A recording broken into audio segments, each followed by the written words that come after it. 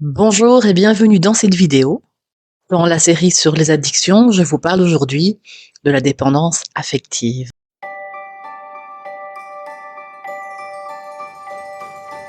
Comme je vous l'ai expliqué dans d'autres vidéos sur les addictions, toute addiction est liée à une blessure, à un traumatisme. Une addiction, c'est une maladie. Une dépendance, une addiction, c'est pareil. Toute addiction est liée à une blessure et nous succombons à notre addiction chaque fois que la blessure en question est réveillée. Dans le cadre de la dépendance affective, la blessure de base, c'est l'abandon. Lorsqu'on a été abandonné, lorsqu'on s'est senti abandonné, on peut tomber dans la dépendance affective. Et en tout cas, lorsqu'on est dans la dépendance affective, il y a toujours derrière une blessure d'abandon ou une blessure de rejet. Cet abandon est bien sûr lié aux parents. Si on parle de la dépendance affective dans le couple, si on prend un couple hétérosexuel, évidemment, la blessure d'abandon va être liée aux parents de sexe opposé. Pour une fille, au père, pour un garçon, à la mère. La petite fille qui s'est sentie abandonnée par son père va entrer dans un stress immense de survie, puisqu'il s'agit toujours de survie dans la dépendance. Pour le petit enfant, être abandonné par un parent, c'est dangereux, ça veut dire qu'on va mourir, c'est angoissant, puisqu'on ne peut pas vivre sans nos parents. Et donc la petite fille, une fois que cette blessure va être encodée, va être intégrée, va être à la recherche d'un père protecteur, d'un père nourricier, d'un père qui va assurer sa survie. Alors évidemment, consciemment, elle ne recherche pas son père, c'est au niveau de l'inconscient que ça se passe. Et donc, en grandissant, c'est l'adolescente, c'est la jeune fille, la jeune femme, va continuer à chercher ce père protecteur, à assurer sa survie, celle de son enfant intérieur, grâce à la présence d'un homme qu'elle va considérer comme son père. Et donc, dans sa relation de couple, ça va être pour elle une question de survie que son mari n'abandonne pas. Tout comme quand elle était toute petite fille, c'était une question de survie que son père ne l'abandonne pas. Pour un homme, il s'agira bien sûr de la même blessure par rapport à la mère, du même mode de fonctionnement. Pour une personne homosexuelle, on sera plutôt par rapport aux parents du même sexe en général. Et donc, comme dans toute dépendance, la solution, c'est d'aller travailler cette blessure d'abandon qui va chaque fois réenclencher la dépendance. Cette blessure d'abandon qui va faire que la personne n'arrivera pas à accepter qu'une relation se termine et qui va s'accrocher, s'accrocher, s'accrocher à quelqu'un qu'il n'aime pas ou qu'il n'aime plus et qui va risquer comme ça de basculer dans des relations toxiques parce que ce genre de personne va attirer à elle évidemment des manipulateurs, des manipulatrices, des personnes toxiques, des personnes qui vont profiter de la situation. C'est des personnes aussi qui vont avoir tendance à se poser en victime et qui vont souvent se retrouver harcelées. Et alors dans le harcèlement, il y a ce côté un peu magique qui fait que finalement, c'est un jeu qui se joue à deux, le harceleur ou la harceleuse et la victime du harcèlement. Le harcèlement s'arrête dès que la victime décide de ne plus être victime de harcèlement. C'est quelque chose que j'ai eu l'occasion d'expérimenter à plusieurs reprises avec mes patients. Dans toute situation dans laquelle on est coincé, qui consciemment nous crée problème, il y a toujours quelque chose de positif pour notre inconscient. Et je vous donne en mille, quelle est l'intention positive? Quel est l'avantage d'être harcelé pour quelqu'un d'abandonnique? Pour quelqu'un qui a peur d'être abandonné? Pour quelqu'un pour qui c'est une question de survie de ne pas être largué par la personne avec qui elle est en couple? Eh bien sûr, quand on est harcelé, c'est que quelqu'un tient à nous, on n'est pas abandonné. Le harcèlement, c'est le contraire de l'abandon, c'est le contraire du rejet. Donc si vous êtes dans la dépendance affective, posez-vous les bonnes questions. Est-ce que finalement, c'est vraiment cette personne-là que j'aime? Quelle est la différence entre être amoureux, être amoureuse et être dans la dépendance affective? La limite, bien sûr, peut être un peu floue, mais la différence fondamentale, là où ça doit un petit peu vous donner la puce à l'oreille, c'est quand vous faites une fixation sur la personne. Quand on est amoureux, c'est normal de penser à la personne régulièrement, c'est normal d'avoir envie de passer du temps avec cette personne, de la contacter, de lui téléphoner, de lui envoyer des messages.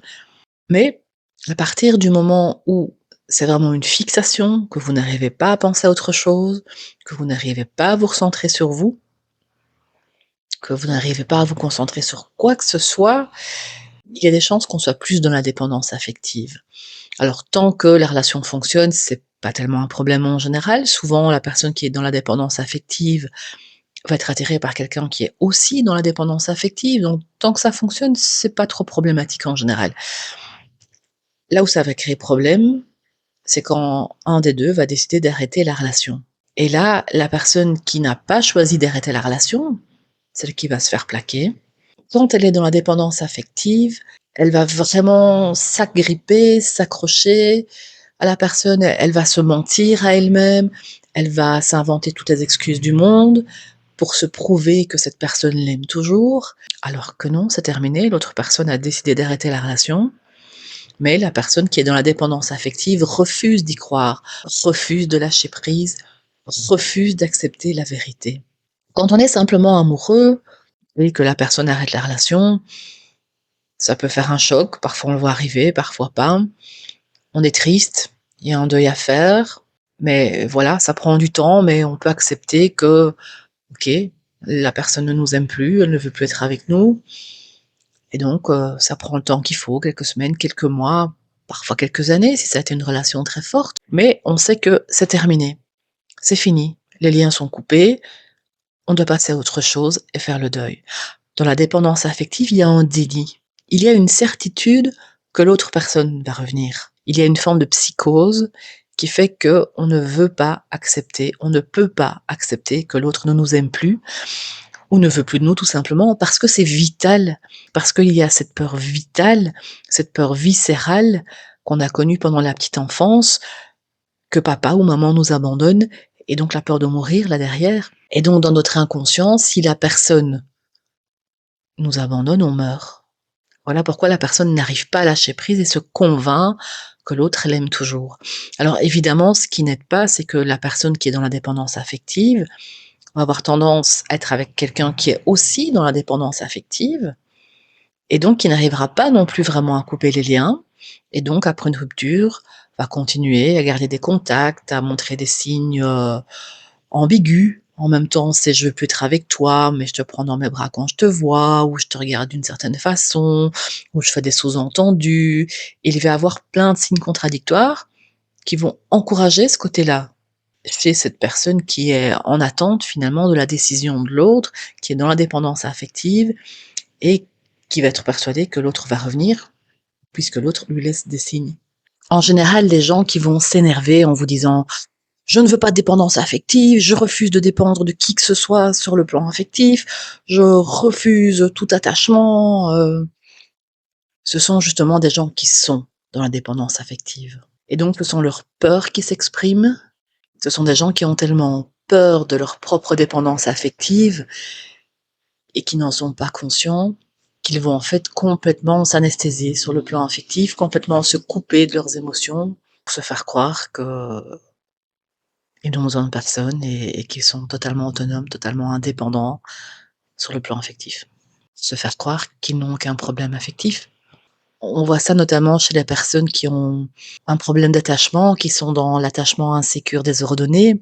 J'ai fait une vidéo à ce sujet si ça vous intéresse, où ces gens sont dans la dépendance affective et basculent régulièrement dans le rejet pour sortir de cette dépendance affective qui leur fait peur, tellement ils ont peur de l'enfermement, tellement ils ont peur d'être coincés, tellement ils ont peur de l'engagement, de l'enfermement et alors ils veulent vraiment se prouver qu'ils ne sont pas dans la dépendance affective. Or, quelqu'un qui s'énerve en vous disant qu'il ne veut pas être dans la dépendance affective, à tous les coups, c'est un dépendant affectif qui s'ignore et qui est dans le déni. À tous les coups. Quelqu'un qui n'est pas dans la dépendance affective ne va soit pas l'évoquer, soit en parler calmement et vous dire qu'il a l'impression que vous êtes dans la dépendance affective et que lui se sent peut-être étouffé à cause de ça, mais il ne va pas s'énerver en vous disant: «Je ne veux pas de dépendance affective». Non, pas s'il est bien avec lui-même, pas s'il est dans l'attachement sécure. Les bonnes questions à se poser, c'est: est-ce que cette personne dont je suis follement amoureuse a des points communs avec mon père, ma mère, mon grand-père, ma grand-mère, un frère aîné, une sœur aînée? Si le DIP se fait en principe sur le parent de sexe opposé, Il peut arriver dans certains cas qu'on fasse cette DIP sur un grand-parent, un oncle, une tante ou un frère ou une sœur aînée. Et cette DIP peut aussi se faire sur une personne du même sexe, voire sur plusieurs personnes en fait.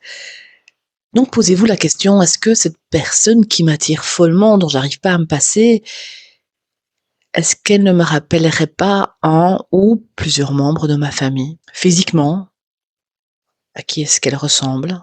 Sa voix, ses yeux, sa taille, sa façon de bouger, ses mimiques, ses gestes, sa façon de parler, son odeur. L'odeur est très importante. Dans la petite enfance, on va vraiment mémoriser l'odeur des parents, de la famille, et quand on va retrouver cette odeur sur une autre personne, l'inconscient va vraiment enclencher le côté: «Oui, oui, c'est ça, c'est le bon». C'est le sens le plus fort, en fait, le peut-être le moins conscient, mais le plus fort, c'est l'odeur. C'est retrouver cette odeur qu'on connaît depuis la petite enfance, l'odeur du clan, en fait. Est-ce que cette personne a le même caractère qu'un membre de la famille? Quelles sont les ressemblances? Quels sont les points communs? Au début, on va pas les retrouver, on va se dire: «Bah non, non». Et puis finalement, c'est souvent après une rupture, c'est souvent avec le recul qu'on se rend compte à quel point finalement cette personne dont on était follement amoureux ressemble quand même vachement à papa ou à maman.